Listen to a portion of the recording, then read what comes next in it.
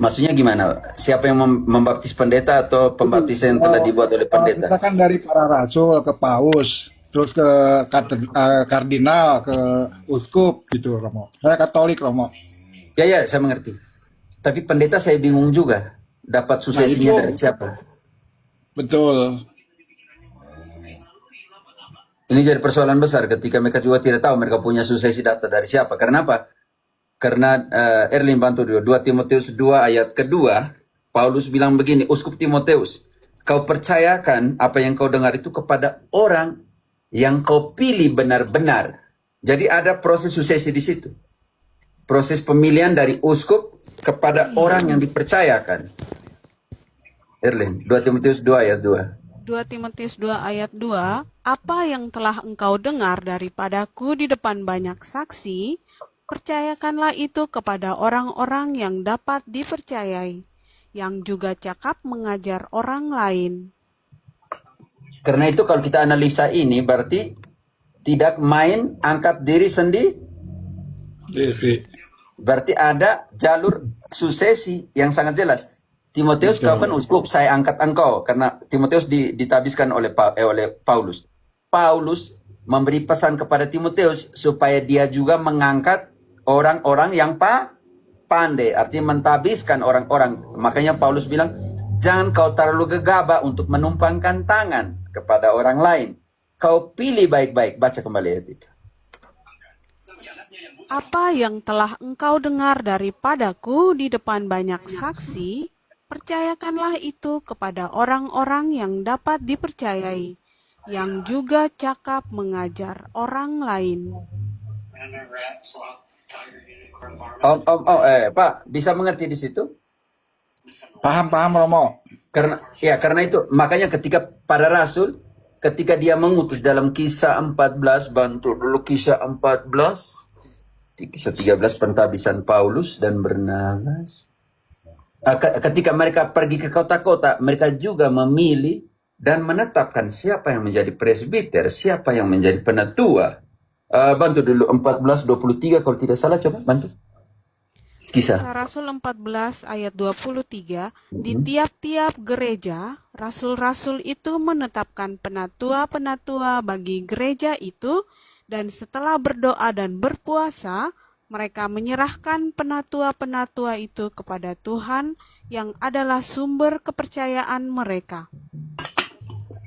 Om Ita bisa mengerti, para rasul mereka mempersiapkan dalam doa yang khusus, memilih dan menetapkan siapa yang menjadi penatua atau penilik, penatua, uskup, presbiter di setiap kota, bukan main-main. Di dalam Titus 1 ayat 5 ya, Titus 1 ayat 5 penting sekali. Juga hal yang sama. Itu 1 ayat 5. Silakan. Aku telah meninggalkan engkau di Kreta dengan maksud ini, supaya engkau mengatur apa yang masih perlu diatur, dan supaya engkau menetapkan penatua-penatua di setiap kota, seperti yang telah kupesankan kepadamu. Paulus memberikan pesan kepada Titus. Titus, engkau harus buat seperti ini. Baca kembali apa yang harus dibuat oleh Titus, uskup, presbiter. Apa yang harus buat? Kau tetapkan. Kau punya otoritas untuk menetapkan. Jadi ada kesinambungan struktur suksesi apostolik. Saya terima, saya berikan kepada engkau, engkau terima, engkau pilih kepada orang lain, dan tetapkan mereka jadi apa? Bantu dulu, Titus 1 ayat 5. Aku telah meninggalkan engkau di Kreta dengan maksud ini, supaya engkau mengatur apa yang masih perlu diatur, dan supaya engkau menetapkan penatua-penatua di setiap kota, seperti yang telah kupesankan kepadamu. Itu proses penting sekali. Kalau contoh paling colong nyata, dalam 1 Timotius 4 ayat ke-14, Paulus bilang apa kepada uskup Timotius? 1 Timotius 4 ayat 14, jangan lalai dalam mempergunakan karunia yang ada padamu, yang telah diberikan kepadamu oleh nubuat dan dengan penumpangan tangan sidang penatua. Sekarang di bab 5, ketika dia omong tentang presbiter, bab 5 ayat 17 dulu, 1 Timotius yang sama. ayat 17, 1 Timotius 5 ayat 17, penatua-penatua yang baik, pimpinannya patut dihormati 2 kali lipat, terutama mereka yang dengan jeripayah berkhotbah dan mengajar. Dan menetapkan dengan cara seperti apa? Ayat 22. Jangan kau terburu-buru menetapkan mereka jadi imam. Ayat 22, janganlah engkau terburu-buru menumpangkan tangan atas seseorang dan janganlah terbawa-bawa ke dalam dosa orang lain. Jagalah kemurnian dirimu. Jagalah kemurnianmu sebagai uskup. Dan jangan kau tabiskan suka-suka cepat-cepat tanpa memilih. Karena itu di dalam 2 Timotius 2 ayat 2 kita baca baik-baik. Engkau harus teliti, pilih, tetapkan siapa yang harus menjadi presbiter, siapa yang harus menjadi magisterium, tidak main gila, siapa yang harus menjadi uskup. Baca kembali 2 Timotius 2 ayat 2. 2 Timotius 2 ayat 2. Apa yang telah engkau dengar daripadaku di depan banyak saksi, percayakanlah itu kepada orang-orang yang dapat dipercayai, yang juga cakap mengajar orang lain. Ini menjadi persoalan besar ya, Om Itar. Betul. Protestantisme dapat dari mana? Karena penting sekali. Contohnya Rasul Yohanes. Dia mengangkat siapa? Mengangkat Ignatius dari Antioquia. Contoh kecil kan? Prosesnya seperti itu. Bukan main angkat sendiri. Mana kitab suci angkat orang? Tidak ada. Kitab suci tidak pernah angkat orang. Pernahkah Bapak pernah dengar kitab suci melayang-layang di atas kepala pendeta dan mengatakan, saya kitab suci, saya mengangkat engkau menjadi pendeta, begitu Bapak Itar? Iya, nggak ada lah, Romo. Ya nggak ada lah, karena itu harus ditetapkan. Harus ditetapkan. Karena itu di dalam gerejanya Allah menetapkan. Bantu Efesus 4 ayat ke-11. Allah menetapkan.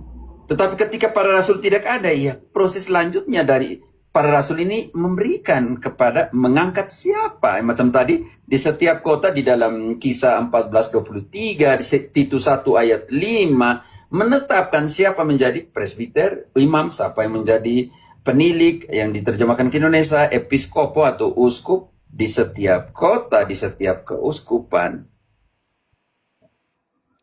Efesus 4 ayat 11, dan ialah yang memberikan baik rasul-rasul maupun nabi-nabi, baik pemberita-pemberita Injil maupun gembala-gembala dan pengajar-pengajar. Itu dia yang menetapkan. Menetapkan ini bukan terpecah untuk pecah-pecah. Menetapkan ini supaya semua sampai kepada kesatuan iman. Baca sampai dengan ayat 14. Ayat 12, untuk memperlengkapi orang-orang kudus bagi pekerjaan pelayanan, bagi pembangunan tubuh Kristus, sampai kita semua telah mencapai kesatuan iman dan pengetahuan yang benar tentang anak Allah, kedewasaan penuh, dan tingkat pertumbuhan yang sesuai dengan kepenuhan Kristus.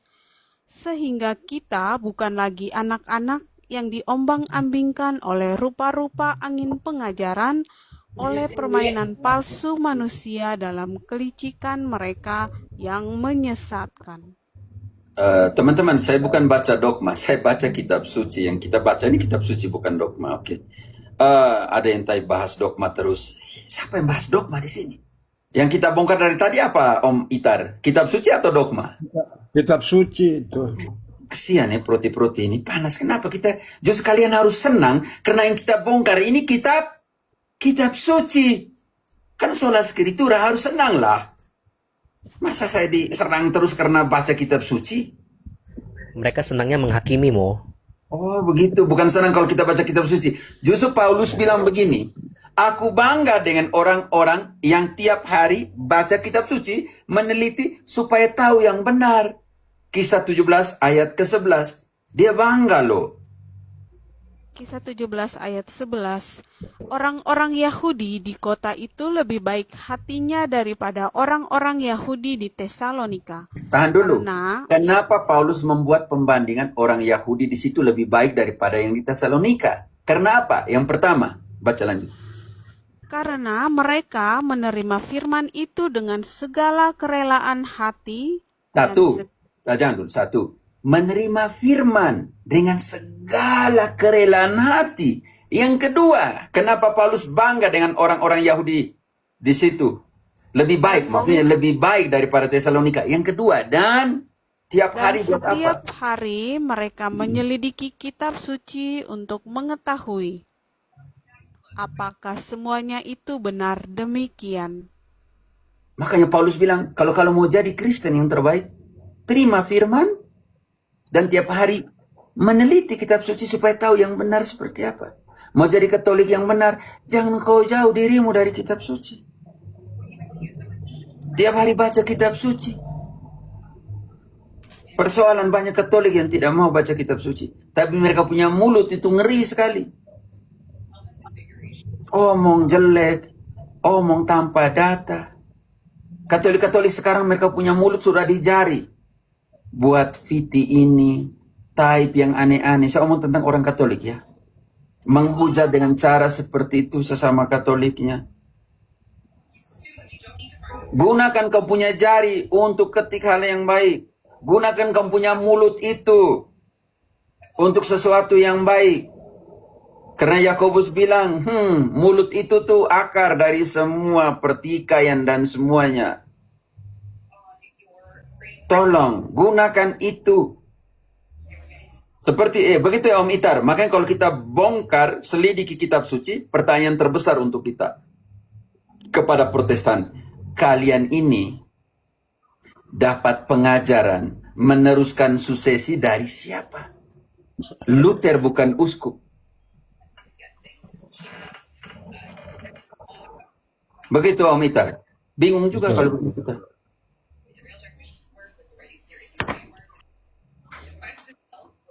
Oke Om Itar, terima kasih ya. Sama-sama. Masih ada yang Romo. lain? Cukup Romo. Oke, mantap. Karena itu hancur, kalau Protestan hancur semua. Kenapa? Karena proses suksesi itu. Kau terima, kau teruskan. Kau terima, kau teruskan. Yang mereka punya yang mana? Yang ku terima dari Tuhan, itulah yang ku teruskan kepadamu. Penerusan ini yang menjadi persoalan bagi Protestantisme. Bantu dulu 1 Korintus 11 ayat 23 bagian pertama. A-nya cukup Erlin. 1 Korintus 11 ayat 33. 1 Korintus 11 ayat 23 A Ayat bagian 23. pertama. Oke. Sebab apa yang telah kuteruskan kepadamu telah aku terima dari Tuhan. Cukup. Ya, A, setuju. Yang bagian A-nya cukup, sudah selesai. Apa yang ku terima dari Tuhan, itu yang kuteruskan kepadamu. Karena itu kita baca kembali. 2 Timotius 2 ayat 2. Yang kau dengar di depan umum dan di depan saksi, Uskup Timotius, kau teruskan kepada mereka yang kau percayakan. Artinya ada proses suksesi di situ. Rantai suksesi ada di situ. 2 Timotius 2 ayat 2, karena itu ini karakter penting dari Santo Paulus tentang suksesi. 2 Timotius 2 ayat 2. 2 Timotius 2 ayat 2. Apa yang telah engkau dengar daripadaku di depan banyak saksi, Tahan. percaya. Kriteria pertama Om Itar, Bapak Itar. Ada saksi atau tidak ada saksi di situ? Untuk yang mana? Yang ini ayat yang barusan kita baca. Ada. Apa yang kau dengarkan di depan banyak saksi, baca kembali. Makanya konsentrasi Bapak Itar supaya logikanya dalam. Apa yang telah engkau dengar daripadaku di depan banyak saksi. Di situ ada saksi tidak Om Itar? Di situ disebutkan banyak saksi kan Romo. Karena itu pentabisan suksesi tidak sembunyi-sembunyi, oke? Supaya orang tahu ini kita punya imam, ini kita punya uskup, oke? Bapak. Oke. Apa yang kau dengarkan di depan banyak saksi, teruskan atau tidak teruskan itu? Lanjut, Erlin. Teruskan. Percayakanlah itu kepada orang-orang yang dapat dipercayai, yang juga cakap mengajar orang lain. Om Itar, di situ percayakan kepada semua orang atau percayakan kepada orang-orang yang dipercaya? Orang-orang yang dipercaya. Iya. Makanya di situ ada suksesi. Saya tidak tahu Sama pendeta satu lagi. membaca atau tidak ayat itu. Romo, ada satu lagi pertanyaan. Saya waktu ikut pelajaran agama, waktu mau dibaptis, itu kita ini sebagai umat Katolik dalam keadaan darurat bisa membaptis ya, Romo benar? Yo bisa, bukan saja Katolik, Islam agama lain pun yang belum dibaptis Katolik, mereka bisa baptis kalau mereka tahu materi dan formula pembaptisan Bapa, Putra, Roh Kudus. Mereka bisa dalam keadaan darurat bisa baptis dan itu harus dilaporkan ke proki. Siap, siap. Takut salah, Romo. Gak apa, bisa. Tapi Bapak jangan bilang emergensi setiap pergi ke rumah sakit bersalin Enggak terus lah. nanti ini anak ini Ya, emergensi. enggak dong. Saya baptis semua nanti tidak enak juga. Nanti. Nggak usah saya nanti, Romo. Tidak hanya labak saja, Pak. Itu saja, Mas. Oke, terima kasih ya. Oke. Pak Oke, Ikan. Romo. Yo, mantap.